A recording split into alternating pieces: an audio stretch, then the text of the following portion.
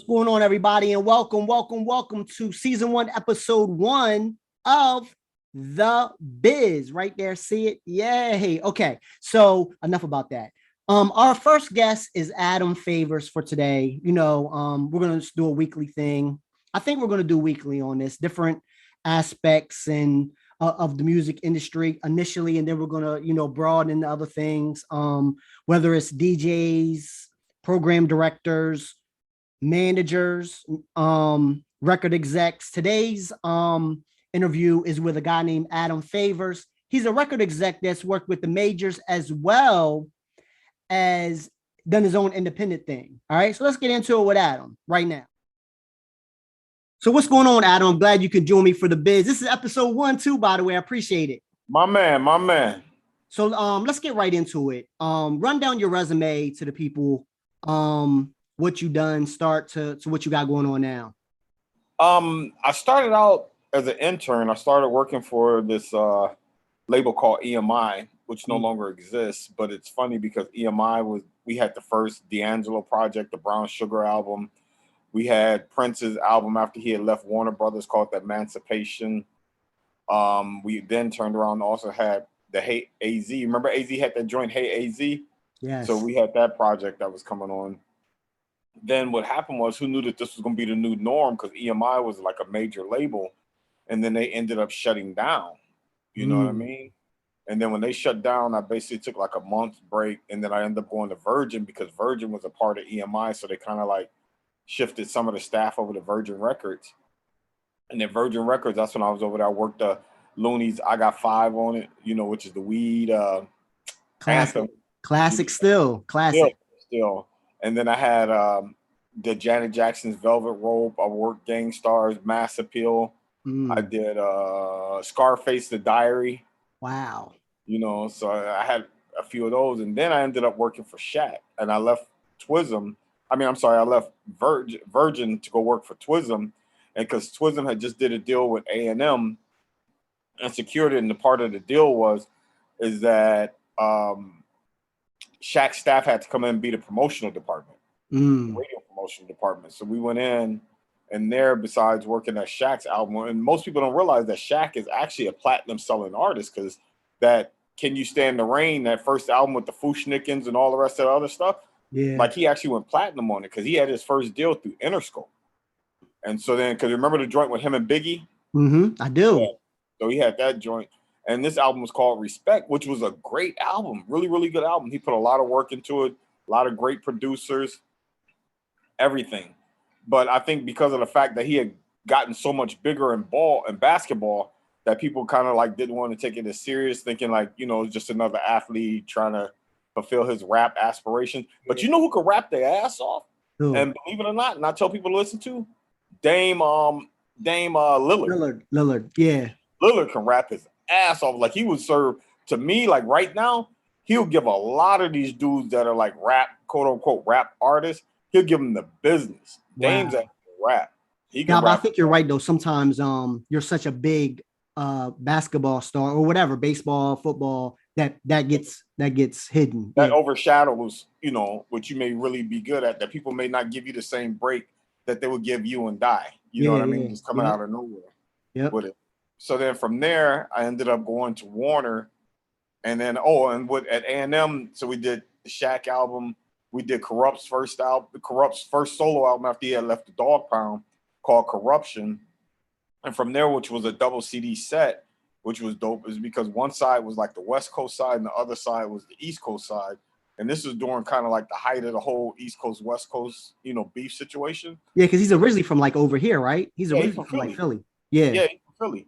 So what happened was, on the East Coast side, he worked with Premier, Pete Rock, like a bunch of the East Coast big producers. And then on the West side, of course, he worked with like Daz and, and a few of Battle Cat and a few of those other, like producers that are big on the West Coast. Right. So it was actually a really good project if you get a chance to listen to it. And then from there, I got it on cassette. I got it at my mom's. Yeah, I got it. Yeah. And so then from there, I ended up going to Warner Brothers. And from Warner Brothers, I ended up, they didn't really have a lot of rap. It was more like R&B-ish. And I think that's why I learned a lot at from over there. I went to Warner Brothers and I worked like Jaheim's first album, the Ghetto Love album. I worked Eric Benet's The Day in the Life. That's the one that had the wedding classic on there. Yes. What was that? Spend My Time, Spend My Life. Spend My Life with You, yeah. Spend My Life with You, which is like a huge wedding record. So, you know, he was making a cake off of that one. People, hey, can you come sing in my wedding? You know what I mean? Yeah. And then from there, I left, and it was like another downsizing that happened at A&M. They folded up under Interscope, and that's how I ended up going to Warner. And then from Warner, you know, management change came in. They hired the person that hired me. Then, you know, a new person comes in. They want to bring their own people in. And then basically I ended up going to Interscope. And then when I was at Interscope, I was there, and basically the same week that I signed in was the same week that they signed 50. So from that point, I was on the road with him for like 2 years straight. And then, but I did also the Jada's, you know, We Gonna Make It, Styles P, you know what I mean? Good Love, all that. Keisha Cole, I remember when they first signed Keisha. Yeah. Maya, Eve, Mary J. Yeah, they had a big roster, man. Yeah, like, you know, that's when we was killing.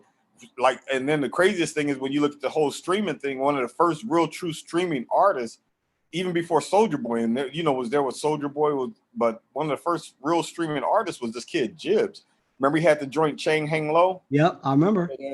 So I had him, and then there was a bunch of other things. And then, you know, what happened was the business, you know, a lot of label, and I mean, this is when you were a radio still.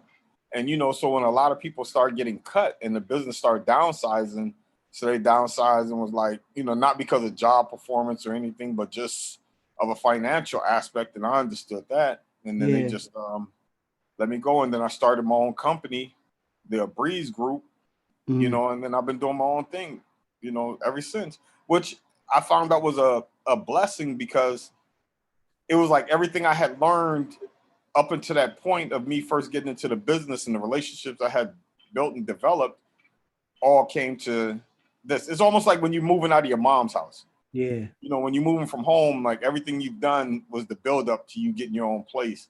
So basically the BIZ Group is my own place.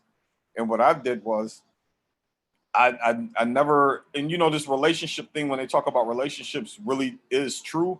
I mean, and Mel, you've been knowing me for a long time, and like, you know, like always made sure I kept my reputation clean. Like I don't do people dirty. I ain't with all the, you know what I mean? I'm not with all the street shit. I'm with, you know, if it's business, we keep it business. Yeah. You know what I mean? And keep it all the way business. And then what I said I started looking at is I start branching out. And I said, and what I mean by branching out is now I'm doing international. Like and you know this because you and I talk on a personal level. Where, you know, like this summer, I spent a month in Europe, just over there, just meeting to see how that landscape works. Because the funniest thing about America is America is the most loved and hated country at the same time. Like they love our culture, like know it. Because think about something, this thing that they thought was going to go away called hip hop or rap now is like worldwide. Like every country has some type of a rapper or whatever, like, and it's like usually the number one genre of music in, you know, around the world. Right. So then from that point, and, you know, and it comes like in different phases, like, you know, you go through, you know, as a child, it develops, like you have drill, you know, a lot of people be like, well, what's that? And then you have like, you know, all kinds of like of rap. Like it was funny because I remember I was in the Netherlands, I was in Amsterdam, and you see dudes over there wearing red rags, you know, red rags in the pocket, bottles of Hennessy, some Black and Miles, and some Pit Bulls, but can't speak a word of English. That's crazy. All Dutch, like they speak Dutch, so it's like crazy. Like, when but know the words to the songs though, right? But know the words to songs. But no, but rapping in Dutch, you know, like, and still like these are like rap artists, like that impression of like what they feel like is they made it or whatever like that. But you know, so now, like I said again with their BIZ Group, I'm you know, I got a couple of deals I'm trying to work out, like, you know, get a couple of distributions with a few artists that I'm working with. Like I'm working with this guy, Fat Boy Izzo, right now, who's Fat Boy is basically, if you know Fred the Godson, that's Fred's brother. I didn't know that. Wow. And Izzo got a great project called Losses Among Bosses. and it's a great project. So then, So are you signing artists? Are you signing artists, Adam? Or no, are you I'm just not like trying to do that. you're doing I'm the just behind the doing more scenes work?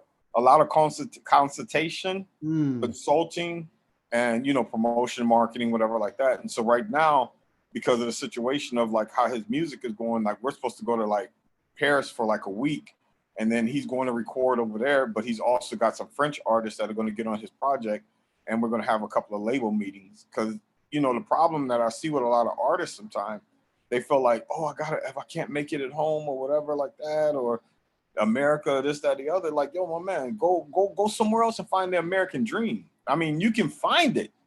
It's out there. Sometimes it may not be where you want it to be. right. You know what I mean? Sometimes you Yeah. have to go somewhere else, go get it and bring it back. You know what I Yeah. mean? Yeah. That's why I look at like sometimes artists from like Delaware or other small markets. Back in the days when I first got into this business, you had to either be in New York or you had to be in LA. Yep. Now you see like people coming from Anywhere. everywhere. Yeah, you can be Like anywhere. you look at Meek. Meek's from Philly. You turn around. Let's look at Meek. Let's look at like who's like Atlanta's its own scene now. Like they've been the hottest for a minute. They done held the baton.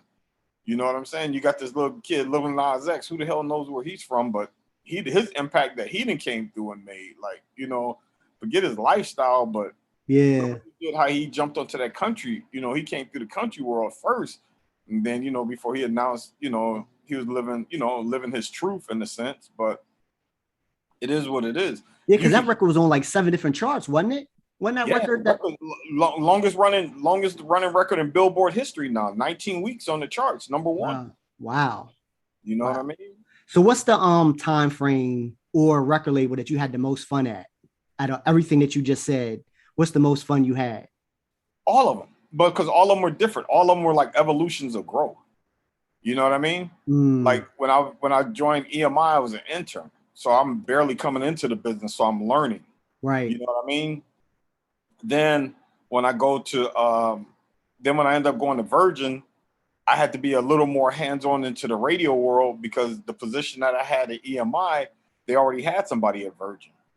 So you know what I mean? And then going into Twism and A&M and dealing with the stuff that I had to deal with over there was another sense of growth. I mean, when I went to Warner, because Warner didn't have any rap records or per se, and I had to work like R&B and jazz. So that taught me how to work R&B and jazz. And I learned about the jazz charts and stuff like that. Like jazz charts are crazy because jazz and gospel, you can have an artist that's on jazz and gospel, and they literally don't have to put out an album for like every 2 years because they stay on the charts that long. And it can live off that one record all that time. Yeah. So they'll be like that record. Like I got to meet like some real jazz greats. Like I met like Norman Brown, Boney James, Earl Klugh, Peter White, like a bunch of these guys were like, I was like, oh, like real jazz. If you're a jazz person, then you know who these guys are. Like, you know what I mean? Yeah. And they, Right. So you said you were an intern first, but what made you really, really want to get into the business? Because what it was is I've always had a love for music. Like I've always loved music. Like even as a little kid, because as a little kid, I was like shy. So I was kind of like a little introvert little kid. So it was one of those things where music was like my form of expression. Like if I would hear a song or I'm feeling a certain kind of way, and as a little kid, you sometimes don't understand how to express yourself. So you would be like, well, listen to this song because he or she or they are saying exactly how I feel. May have been right like now. super happy, may have been sad, may have been confused about something. You know what I mean? But music was always my outlet. Like the 4 things I've always loved, like since I was like from the sandbox, and it's weird, is I've always loved girls, dogs, cars, and music. Always. And in some form in my life, they've all played a major part. You know what I mean? I've always loved dogs. I love dogs. I love music. I love cars. I love girls, whatever like that. But like when you hear people say like, yeah, I mean, I understand you, like I like girls too. I'm like, no, I love girls.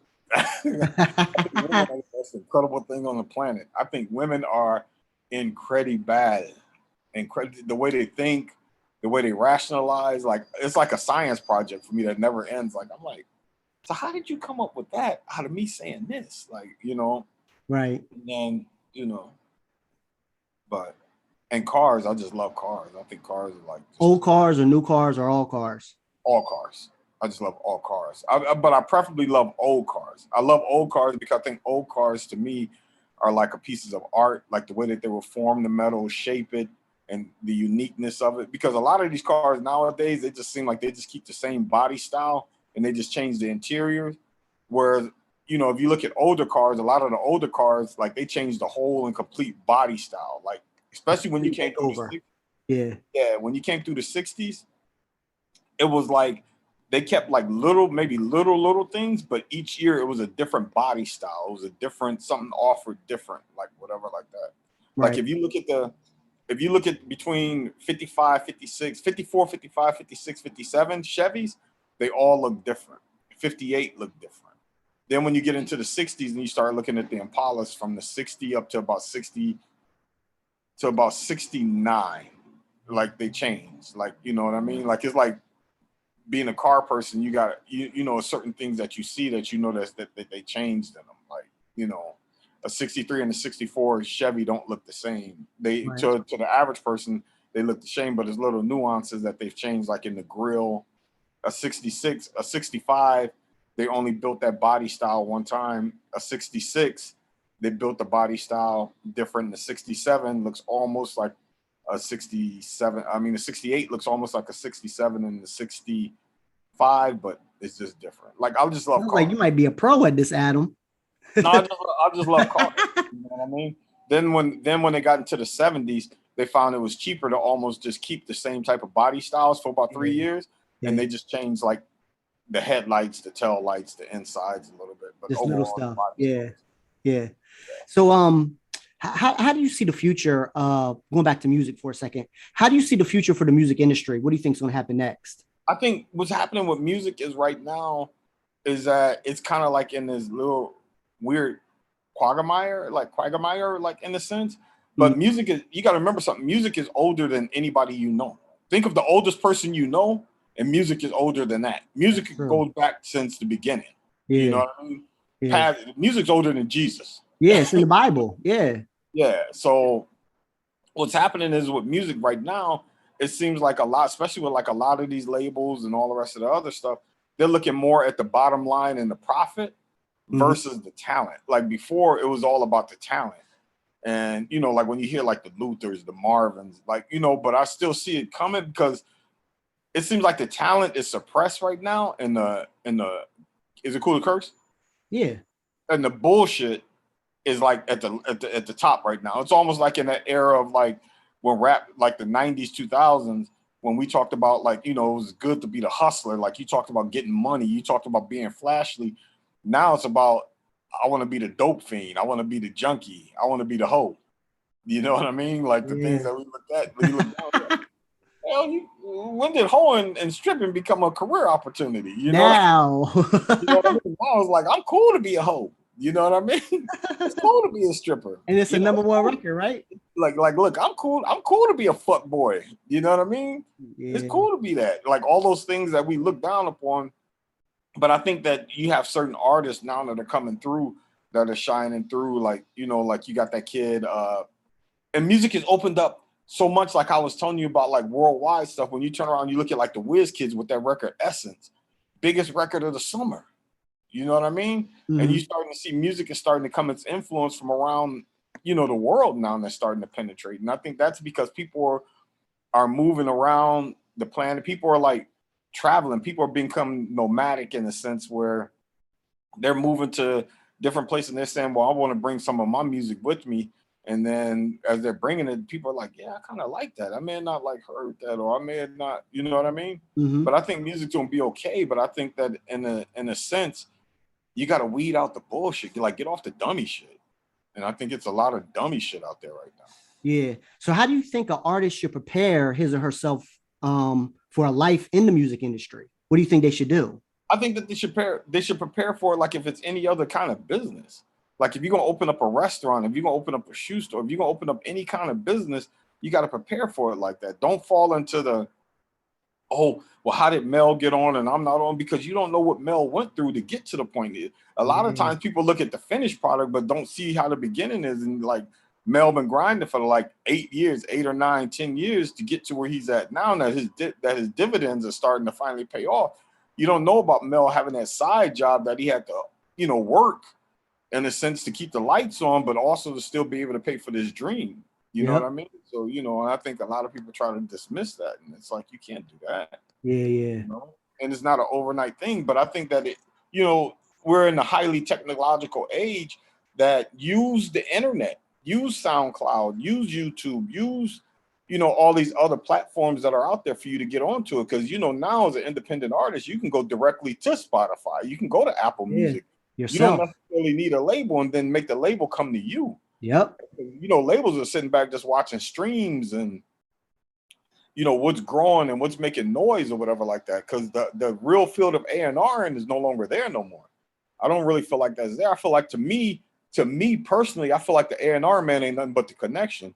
He's the dude that says like, because you already have the idea. Most artists a lot of times have studios in their homes or they're working out of somewhere and you're saying like, you're calling me, yo, Adam, if I was an A&R guy, hey, can you get me in touch with Mel? I want Mel to do a verse on this or whatever. And a lot of these artists aren't even going into the studios with each other anymore. They're just sending files back and forth and signing off on the paperwork. And, that's basically what it is. But I still think that you find a certain kind of synergy that when you got two people in the room together that are working, it's like if you listen, like people talk about like Nas's album, the one that he just put out, people are like, "Yo, my God, I love this album," because him and Hit Boy actually were in the studio together and worked together the whole time, so the entire time. So they were able to vibe off of each other, which made it a different kind of feeling. You know what I mean? Because then you may go into a studio with one idea, and then something else may pop up while you in there, and then you turn around and say, "Oh, you know what? Let's go with this one." We started out thinking this way, going right, but let's go left now. You know what I mean? Yeah. So so that leads me to my next question. Do you think an artist still needs a record label? I think they still need. I think that you can go. It's a lot of out there, which now you got like a lot of digital distribution companies that can help you.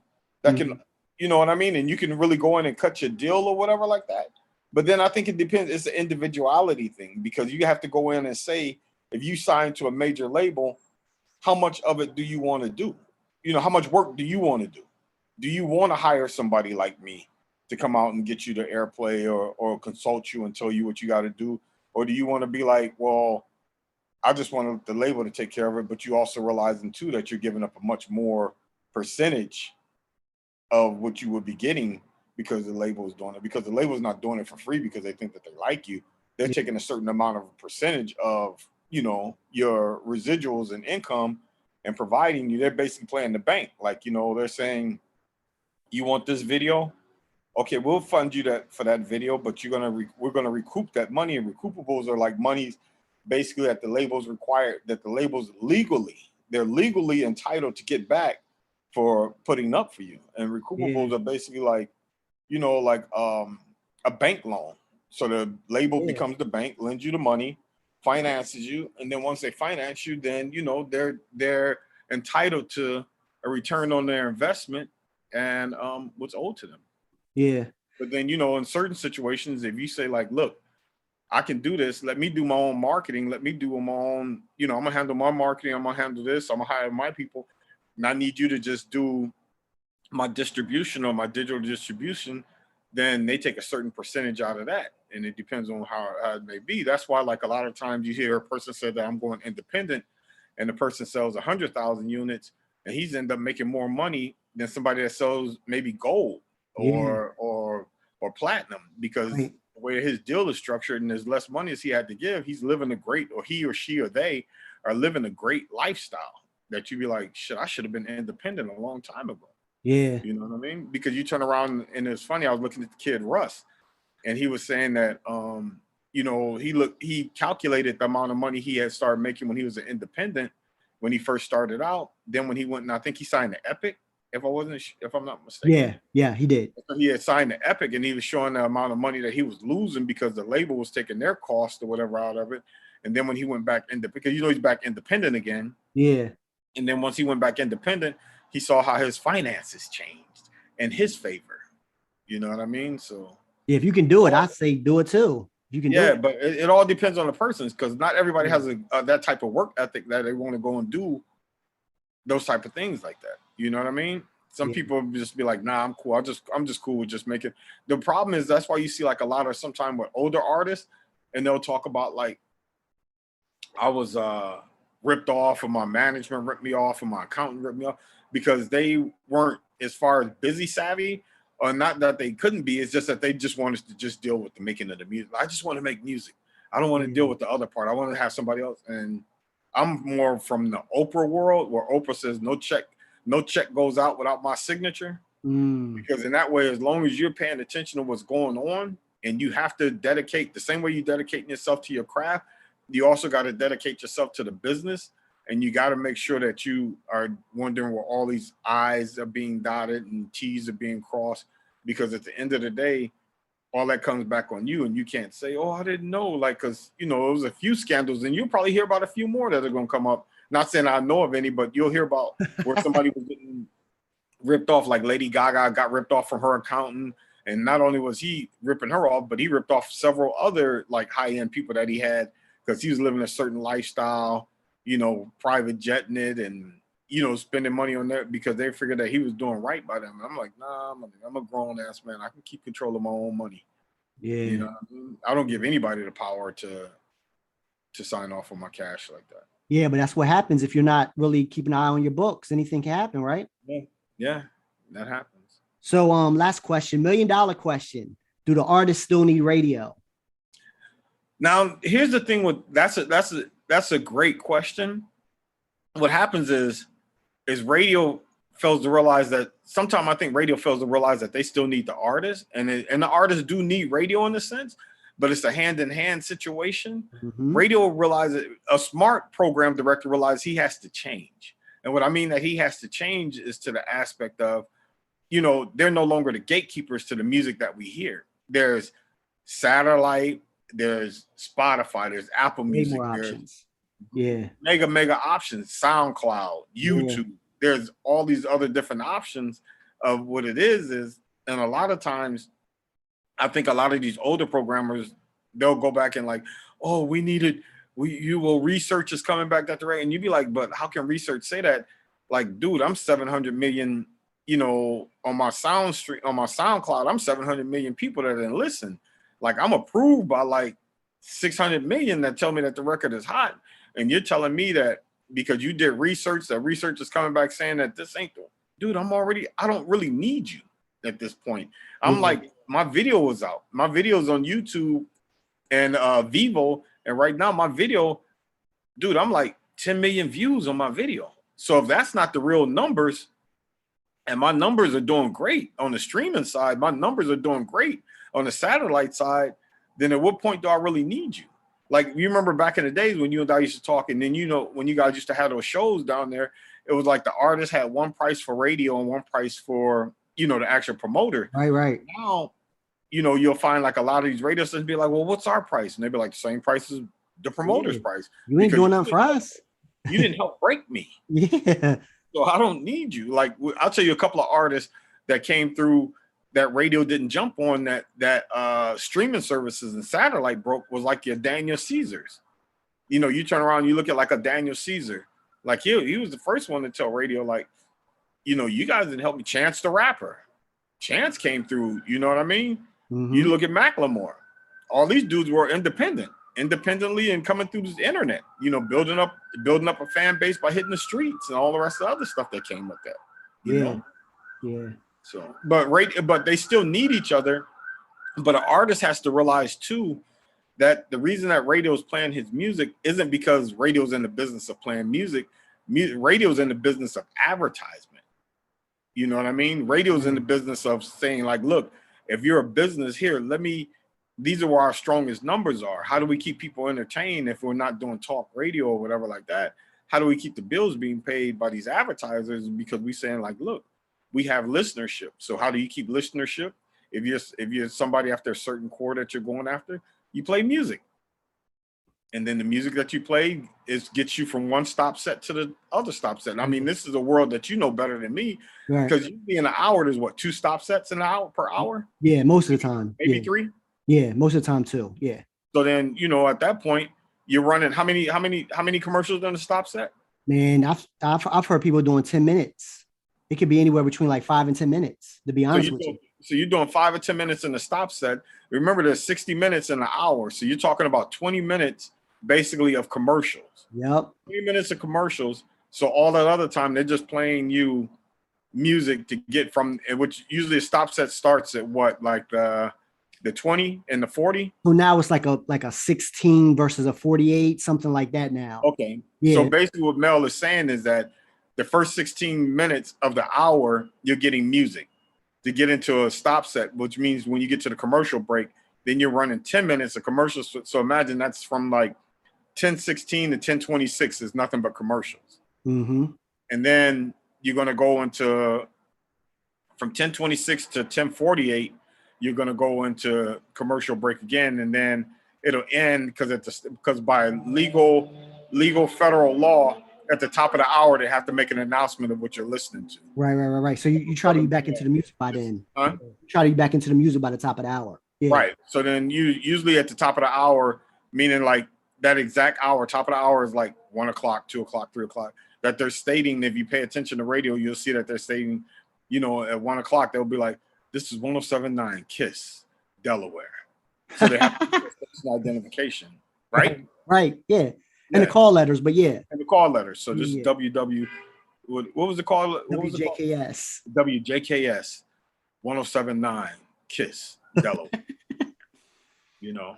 Yeah. Well, Adam, man, I appreciate it, man. First episode in the books. My man. You know what I mean? You know how we get out. I'm glad to finally get a chance to see you and see how you slimming down. Hey. You know how we be on our walks and talking, you know, when I'm dropping them off and I'm running around in the mornings. And I'll be like, what you doing? You'd be like, I'm out here walking. I'm like, yeah. But, you know, looking at you on FaceTime or whatever on IG when we're talking versus looking at you now, boy, I'm proud of you. You really getting it off. You look like you're younger and everything. Hey, man. I feel 21. You know, hey, man, look. I heard Mel say about to start hitting these college campuses again. Nah, I'm not going back to that. Not that far, but I appreciate it, Adam. Thanks again, man. I appreciate it. No doubt, my brother. Anytime.